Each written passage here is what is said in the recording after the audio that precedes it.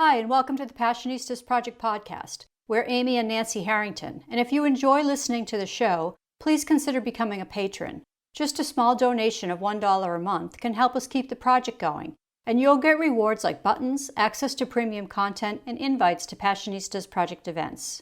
Today we're talking to writer-producer Elle Johnson. In addition to her current role as executive producer on the Amazon series Bosch, Elle has worked on the TV series CSI Miami, Law & Order, Ghost Whisperer, Saving Grace, and The Glades. So please welcome to the show, Elle Johnson. Thank you. It's really wonderful to be here. What are you most passionate about? This is going to sound bizarrely selfish, but I am most passionate about telling my stories. I have gotten to a point in my career and my life where I realized that the way I best communicate with the world and also the way I best process life is through telling stories, writing them down. I came to writing late in life, or later. I wasn't one of these people who started out as a kid and knew that I just wanted to be a writer. I had to discover that for myself. And once I discovered that that was the thing that made me happiest, I just wanted to learn how to be the best writer I could be and tell stories the best way that I could. As I've written, I've kind of realized that I'm what I would refer to as a method writer, in that I like to have an experience with something. So in order for me to write about something, I feel like if I haven't already had a personal experience with it or some involvement with it, I like to go out and get that personal experience with it and kind of use that to inform my writing. And so that's enabled me to learn about everything and anything in the world that I want to, and kind of insert myself into situations that I have no understanding of or no business being a part of, but suddenly I can learn about another part of the world. And to me, that is, I think, the thing that drives me as a writer, being able to find stories that I can make my own and tell my stories. How do you translate that into what you do for a living? The great thing about being a television writer is so much of writing TV is exploring other worlds. And I primarily write cop shows. My dad was a parole officer in Manhattan for 30 years. My uncles were homicide detectives. I have a lot of law enforcement in my family, and so I'm really comfortable with that world and also kind of with that character. It's a very particular personality who goes into law enforcement. I really feel like I understand that. So I generally have ended up working on cop shows. And when you do a cop show, usually what happens is you have the detectives kind of walking in and out of different worlds. Whoever the victims are, whoever the suspects are, you're usually entering their world. And that's what makes it fascinating for me, because I get to enter worlds. I get to decide, okay, this week I want to discover what's going on in the world of fashion or in the world of anthropologists or just whatever it is. And then you get to do kind of a deep dive and really explore that. And the best experience, or one of the best experiences that I had in my career, was working on a show called The Glades. And we had been approached about, or asked by the network, if we could find a way to do a story about NASCAR. And I said, I'm a black girl from Queens. I don't know anything about NASCAR. But I started to do research, and I realized it was this incredible world that in many ways was similar to being a writer or being in television, in that they worked most of the year. Like their season was, I think, 10 out of 12 months. And the intensity of it and the passion with which they approached it, I thought, okay, I kind of get what this world is. And I went to the Daytona 500 as part of my research, and NASCAR opened their doors to me. They got me a hot pass. I was in the pits. I was meeting drivers. I was in the garages all of a sudden. And I just fell in love with this world and started going to races and writing that episode. I really had to kind of have my own experience with NASCAR. And it ended up being a fantastic experience. NASCAR gave us cars to put in our show. They gave us the trucks. We shot at a homestead in Miami. We had 4 drivers in our episode. And it just ended up taking over my entire life. But it was such a wonderful experience because I really got to do a deep dive and understand that world. So much so that they invited me at the end of the year to their championship dinner and put me on panels and flew me out to Las Vegas to participate. And it was just like I was included in this family. And that's exactly the kind of experience I want to have as a writer, where you say, okay, I don't know anything about this world, but I'm going to find out about this world. And I really found out about NASCAR. It was great. Tell us your path to becoming a writer-producer. I really didn't know what I wanted to do after college, and the smartest thing I did through all of the mistakes that I've made was saying to myself that I needed to take time to figure out what my passion was, like what it was that I really wanted to do. So right after college, I rode a bicycle across country with a group of students called the Ride for Life, and we were raising money for Oxfam America and Save the Children. So it was during that bike ride where we biked back from San Francisco to Boston that I just kind of allowed myself to think about, what do I want to do with my life? And being on the road, on a bicycle, seeing the country, seeing the country and meeting all kinds of different people, and really just seeing how other people lived helped me to understand that I had stories that I wanted to tell. At the end of the ride, I ended up taking a job working at the American University in Cairo, an intern at the school. And my job was to write grant proposals for Egyptian students, like soliciting American companies primarily, like Raytheon, a lot of kind of defense contractors who were giving money to educate Egyptian students. And so that was kind of my first quote unquote writing job, writing those grants and proposals. And while I was in Egypt, I just started writing stories about my life in the States, like short stories. When I got back to the States, I got a job as a technical writer for a small company called Lutan Technologies that had created the computer program that allowed the Bank of Boston to track asset-backed securities. I know this sounds crazy. It was the computer program that allowed them to track their home mortgage loans or mortgage loans. And it was one of the first computer programs that did that. And it was a startup company. I mean, I didn't realize I was in a startup computer company, but I was. And I was tasked with writing the technical manual to explain to the bankers how to use the system. I was a fine arts major, so this was not in my wheelhouse at all, but I needed to use the system and figure out how to write it clearly so that people could understand. So I sort of started doing a little bit of technical writing, and while I was doing technical writing, I realized this was not the type of writing I wanted to do. I wanted to write stories and short stories. So I applied for a Rotary Scholarship to go to the University of East Anglia in England and learn creative writing. I did that for a year and started writing screenplays. And while I was in England, I was like, okay, I've tried all these different types of writing. I want to try to get into film and television. So I went back to New York, where I'm from, and managed to get a job on a television show as a script coordinator. It was my first job in television. I did not know what a script coordinator was, but they said, don't worry about it, we'll teach you what it is. And it's basically using the computer program to generate the script. So someone showed me how to do it. And all of a sudden I was surrounded by these professional television writers and working very closely with them and taking notes for them and working on the scripts and seeing how scripts come together. And I was like, okay, this is what I want to do. I want to write TV. For the reason that I saw that there was so much that you could learn every day as you're trying to write your episode. And also, unlike film, television, you have to produce a script. Like, what you write is going to be produced because they need something for air. So something's going on the air. Whether it's good or bad, you're going to have something going on the air. And I thought, this is great. It's a way to actually get your stuff made, and that was really my entree into writing for television. And when I was writing on this show, I met a writer by the name of Eric Overmyer, who became my mentor and has helped me throughout my career. He gave me my very first job in television, and he's hired me on other shows, including Bosch, where he was the showrunner. He also hired me to work on Law & Order. He got me a job on a show called Street Time that was about parole officers and parolees, which he knew was in my wheelhouse because my dad was a parole officer. So through that one job, basically, I found my mentor and kind of got my career. And what show was that?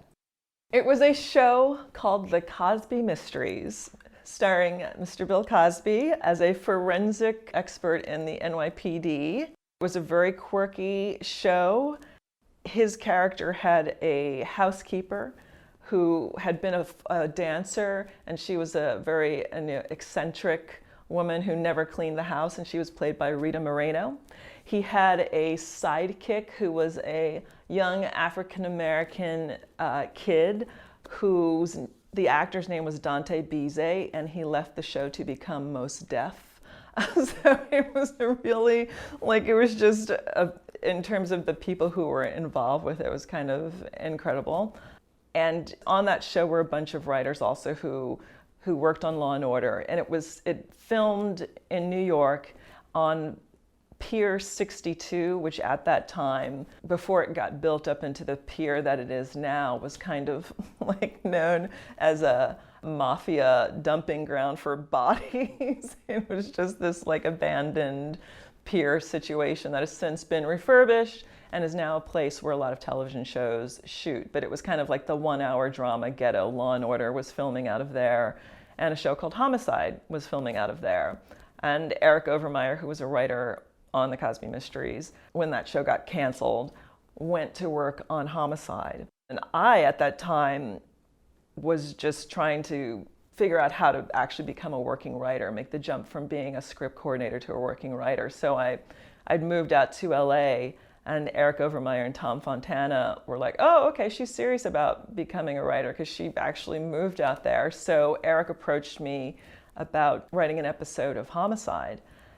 And I was so grateful for the opportunity to do a freelance. He was doing something that at the time I didn't realize how incredible a gesture it was. He offered to split a script with me, which I now realize is taking money out of his own pocket to give me an opportunity. But at that time, Homicide was an NBC show, and it was always on the bubble.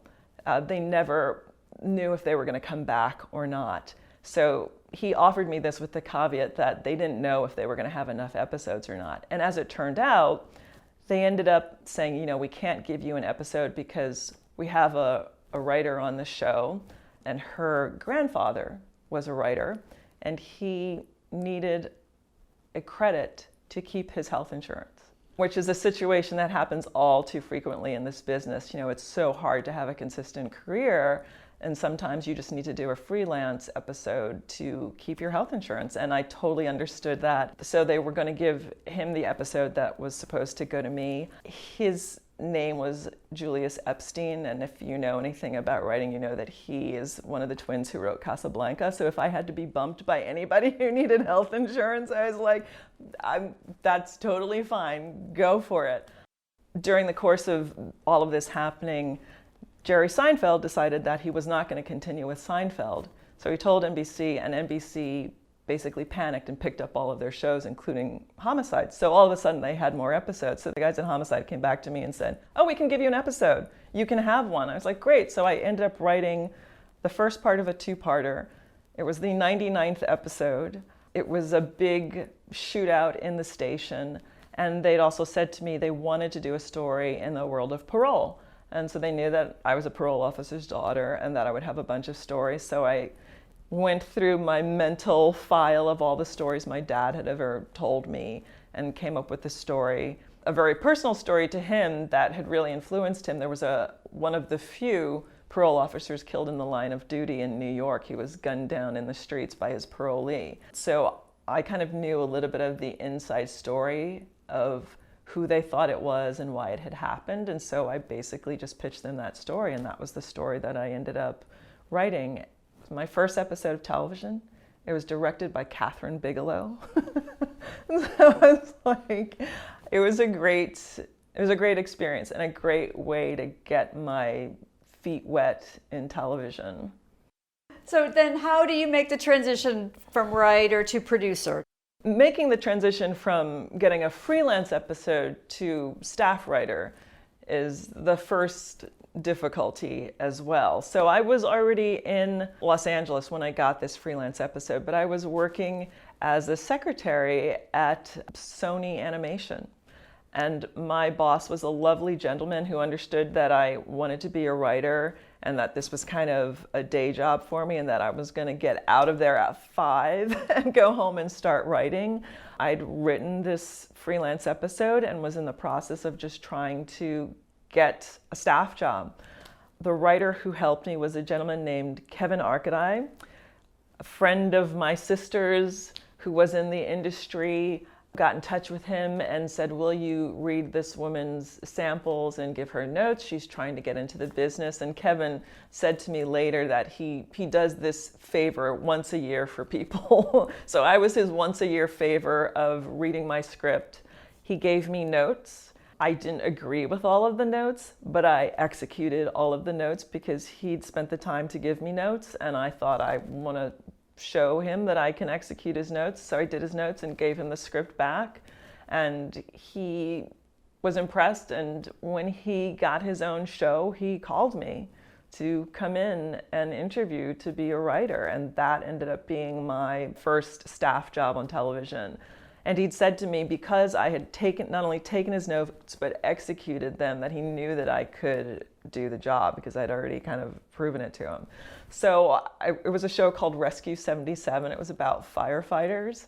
And it was another great experience because I knew nothing about firefighters, especially firefighters in LA. So one of the first things that they had us do was go out on ride-alongs with various fire departments, sleep over in the station houses. I mean, it was incredible in terms of doing research. And I went to a bunch of different station houses and rode with the paramedics and the firefighters. And they loved having people because, according to them, it seemed busy to me, but according to the firefighters, inevitably when you have a ride-along, nothing happens. So it was like a superstition, like, great, somebody's in the station house, so it's going to be quiet, nothing's going to happen, we'll be able to sit down and have dinner. It seemed busy to me, but to them, they're like, oh, this is great, we're not getting as many calls because you're here. But it was just kind of my entree into the power of being able to call someone up and say, hey, I'm writing a television show. Can I come and do some research? And then like the door gets open and suddenly you're invited into all kinds of people's different worlds and you can see how they do their jobs and how they live. So that was my first staff writer job, and I have been lucky enough to have worked every year since then. I've always had either a job on staff or have managed to sell a piece of development. That show, Rescue 77, I think we only lasted 5 episodes. So this was at a time when it was primarily network television. You know, we were on, I think it was the UPN, like the Paramount network, but there weren't too many choices in terms of television at that time. So you're dealing with a network, and it was my first experience of being on a set and feeling the panic when a network executive shows up unannounced, which I then learned means that you're going to be canceled. Like at first you think, oh, how wonderful, they're coming to check up on your show. And then all of the more seasoned people are like, oh no, this is what this means, because they don't ever come to check up after a certain point, especially not like on the 5th episode. So we were canceled when the network executive showed up, and everyone's like, oh, all right, we're canceled. So after that, I had an agent, and my agent was great in terms of like getting me onto my next gig. At what point did you make the step to be a producer as well? So on Rescue 77, I was a staff writer, and then I went on another show. I think I was a staff writer again on a show called Ryan Caulfield, which is a show about a 21-year-old rookie police officer. And that was another show, again, that lasted, I think we got canceled after maybe 7 or 8 episodes. At that point, I was able to get on a show called Any Day Now, which was more a character-driven show. It starred Annie Potts and Lorraine Toussaint as friends, 2 women who'd grown up together in Alabama during the civil rights movement. And it kind of followed their lives when they were little girls and also adult women. And we cut back and forth between their lives and their stories, and it was a great show. I was a story editor on that, and I stayed on that show for 2 years and made it into the co-producer ranks before Annie Potts decided that she wanted to stop acting for a while. I think that lasted for a year, and then she did another show. But because that show went down, I kind of ended it as a co-producer. And at that point, Eric Overmyer stepped back into my life. He'd met a gentleman who was doing a show about parole officers. There's a gentleman named Richard Stratton, who had been like America's biggest pot smuggler, had done was sentenced to 25 years in the federal pen for smuggling pot, and he found a loophole in his sentencing and got out. And of course, with that kind of background, the only place that will take you is Hollywood. So he was able to sell a show about his experiences being a parolee and being a pot smuggler. And he'd met with Eric looking for writers, and Eric was like, I have just the person for you about a show that includes a parole officer and his parolee. And so I met with Richard Stratton, and he ended up hiring me to be on this show called Street Time, which was a Showtime show that was like completely in my wheelhouse. It was so great. We got to tell a lot of my dad's stories, a lot of kind of parole stories that I don't think I would have ever been able to put anywhere else because they were so specific. And it was a really interesting experience for me as a young writer. It was a very small room. I think we had, there were only 4 of us in total. And I was the only writer kind of in the lower level producer range. Everybody else was an EP or a co-EP, but very seasoned writers. But they didn't have the same experience as I did having a parole officer for a father. And a lot of the show also dealt with the families of the parolee and the parole officer. So I had a ton of stories and kind of understood what it was like to be raised in a parole officer's house. And in terms of like building confidence and navigating that experience, it was interesting to be in the room with Richard and myself, and then these kind of TV writers who were used to writing cop shows, and they'd be like, okay, well, in this episode, we had a storyline where one of the parole officers had to kill a parolee in the line of duty. And the other writers were talking about how, we want to do a follow-up episode where the parole officer is kind of racked by guilt over having had to kill this parolee and how that affects him. And I remember Richard and I looked at each other and started laughing, and we're like, that's not how the parole officer feels. That's not how he feels. And we were kind of just talking about, from our experiences, what we knew would have been going on in the parole officer's head. It's like, it's him or me. Like, this is part of the job. He's not racked with guilt. He did what he had to do. And so it was interesting to be in a situation where even though I was a lower level writer, I had experiences that could make the show a bit more authentic. And that was another show where I met a writer, a wonderful writer named Clifton Campbell, who then became definitely another mentor to me and has hired me on other jobs. He was the creator and showrunner of a show called The Glades that he then hired me to work on because we had such a good experience working together on Street Time.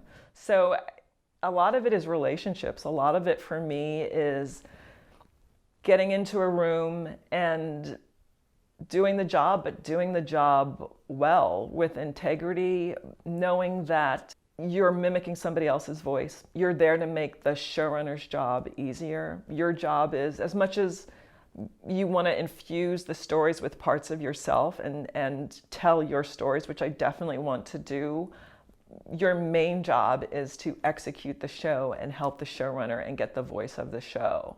So having learned that and having learned how to do that, that's always kind of kept me in good stead, because I feel like people value that I'm going to come on a show and really try to give them what they need and what they want, so that they're not constantly having to rewrite me, that they know that I'm going to try and hand in a script that's going to be as close to their voice as possible, as network ready as possible.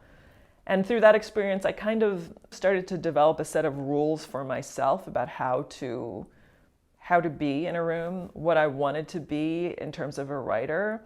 And I remember early on, just through observation and how I interacted on a staff, I came up with 3 rules that seemed to be the way that you had to comport yourself in a writer's room.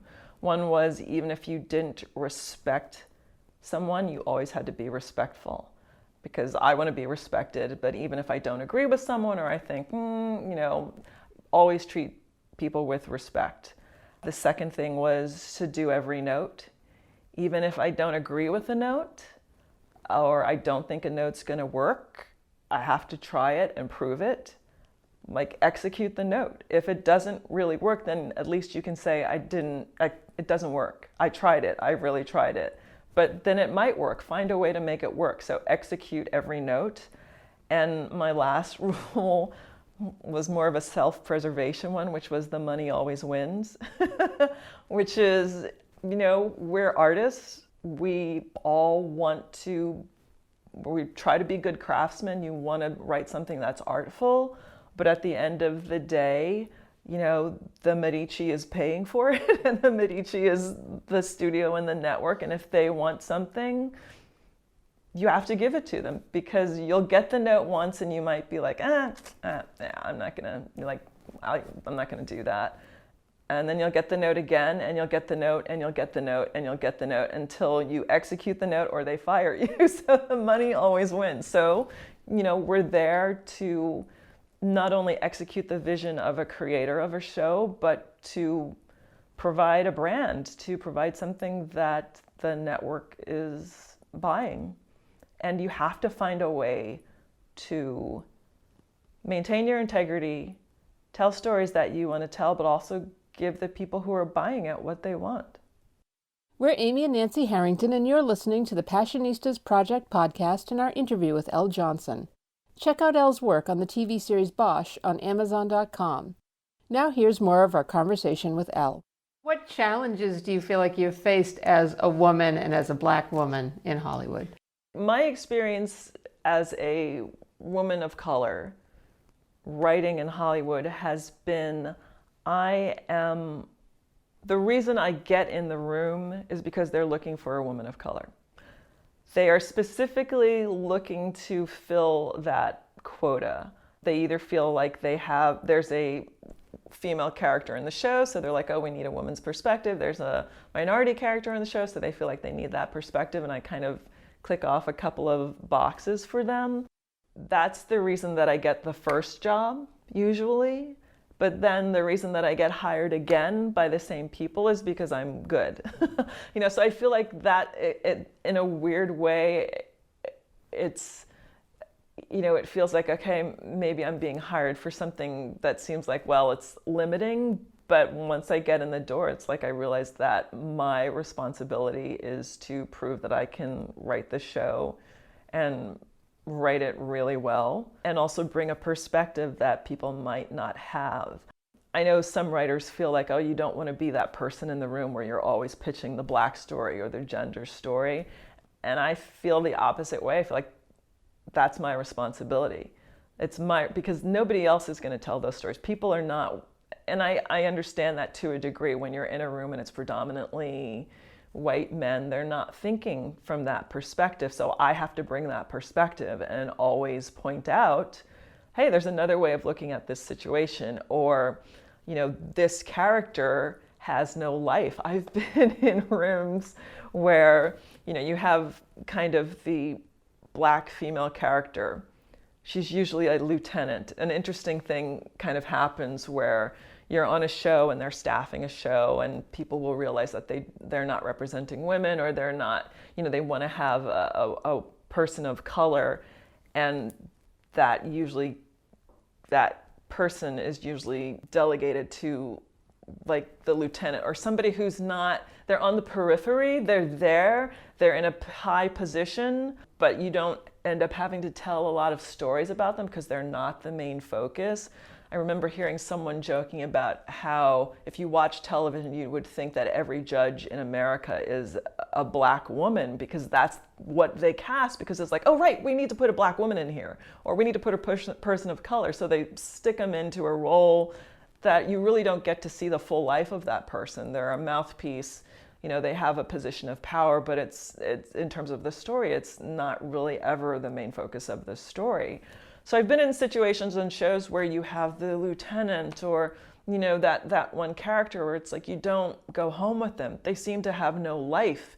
It's almost as though they only exist in the gaze of the main lead character, who's usually a white man.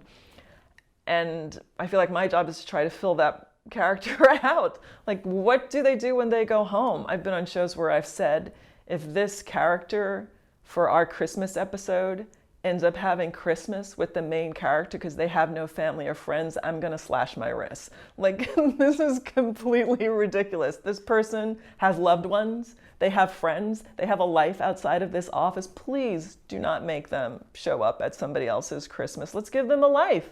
Let's make a bigger story for them. So I feel like that is part of my job, to fill out the world of these other characters and say, there's more going on with them than just the job. Let's do for these characters as we do for all the other characters. Do you have a mantra that you live by? Over the years, I have had several mantras. It's really interesting that you ask that, because I'm a person who likes to make New Year's resolutions. So I love the holidays. I love December because I start to close out the year mentally and reflect on what I've done and start to think about what I'm going to do next year and project into the next year. And over the course of my career, particularly when I first started out, I would come up with these mantras that I'd be like, okay, this is the mantra for the year going forward. And I remember one of my earlier ones was, you know what you must do. It's inside of you for a reason. Don't deny yourself any longer. And I would say that to myself every day. Like, I'd wake up and be like, okay, you know what you must do. It's inside of you for a reason. Don't deny yourself any longer. And that's how I kind of got myself to be a writer. And one of my other mantras was, it had to do with, there's magic in the ether. You can do whatever you want and you're responsible for whatever you have or don't have. But I loved the idea of, sometimes you look at a situation, you look at like, how do I become a television writer? How do I do this? How do people do this? And for me, it was, there's magic in the ether. You just got to go for the magic. There's something out there. I don't know, I can't explain how it happens, but I'm going to believe that there's magic in the ether and I'm going to make it happen somehow. And right now, it's, December, I'm kind of trying to figure out what my mantra for the year going forward is. 2 years ago, my mantra was, this is the year that you're going to fail at everything. And I decided that I was just going to start swinging hard. I knew I was going to fail. Like, this is the year that you can make mistakes. You're going to fail. You're going to fall on your face. And it's okay, but you got to take those big swings, big risks for big rewards. So my mantra was, this is the year that you fail at everything. And I really approached it as like, just try and allow yourself to fail miserably and see what happens. And how did it turn out? It was great. That was the year when I believe I had like started pitching pilots for the first time, and I sold a pilot like my first time out. It was an amazing experience, but I was willing to fail. And that was also one of the things that someone had said to me early on in my career.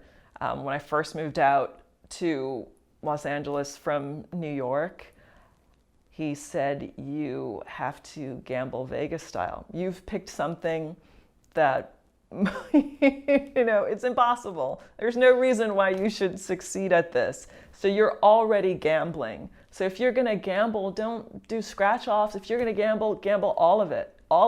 Go all in, gamble Vegas style. And I was like, you're right. That's how you do it. Just go all in. There's no plan B. This is working. I'm putting everything on the table. And that mindset of like, this has to work, because what else am I going to do that works? So in the journey so far, what do you consider the most courageous thing you did? Moving out to LA. I'm a born and bred New Yorker, didn't learn to drive till I was 21.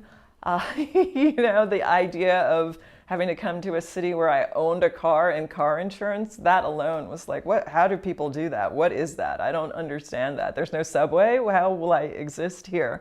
So the decision to leave my life in New York, which included a boyfriend who was a neurosurgeon, and African American. My mother wanted to kill me. Like, that relationship, I ended that relationship because I realized that wasn't my life. I had to try this. I had to come out to LA, and my parents were not supportive at all. They were like, you are insane. You're ruining your life. We're watching you ruin your life. And getting on a plane and coming out to sleep on somebody's couch with no job, and I'm like, I'm just going to get a day job and try and write. Worked out okay. Yeah, it worked out. It worked out. Yes. Have you ever thought of quitting? No.